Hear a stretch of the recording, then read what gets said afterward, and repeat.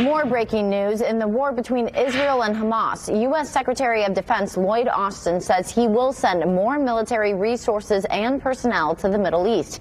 He's also instructed more U.S. troops to prepare for deployment. The USS Dwight Eisenhower carrier group is now being sent to the area. Austin says the orders were made after speaking with President Joe Biden. He says the move will increase protection for U.S. forces in the region.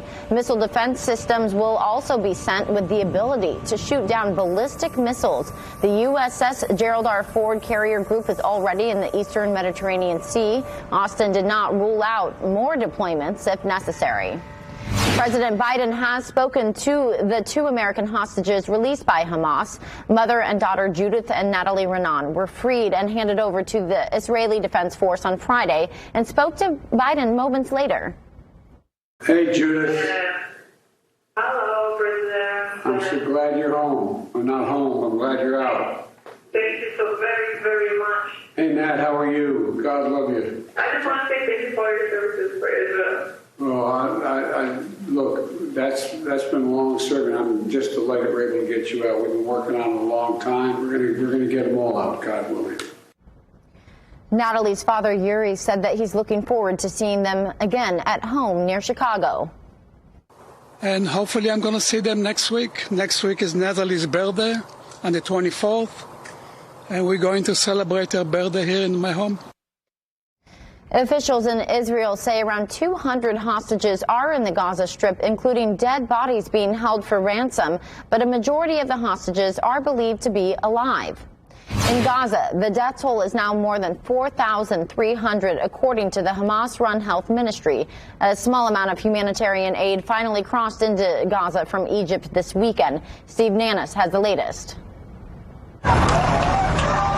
A pivotal moment unfolds as international humanitarian aid successfully passes through the Rafah border crossing between Egypt and Gaza, the only passage in and out of the Palestinian enclave. The shortages are going to kill many, many people. It's absolutely life or death at this point. With the dire need for assistance intensifying, the once closed border crossing briefly reopened, granting access to a 20-truck convoy laden with critical medical and food supplies.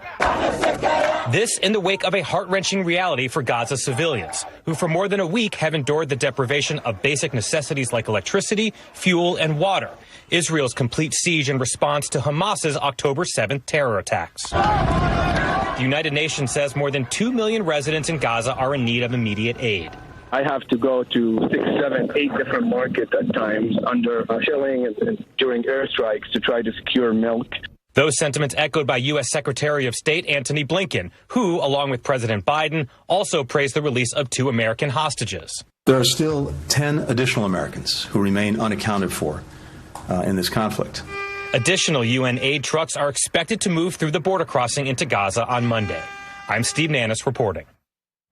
The United Nations says around 1.4 million people have been displaced in Gaza. That's about 60% of the area's total population. More than 500,000 people are being accommodated in UN shelters. The UN says that electricity blackouts and a ban on fuel imports is having devastating consequences on the healthcare system and access to clean water.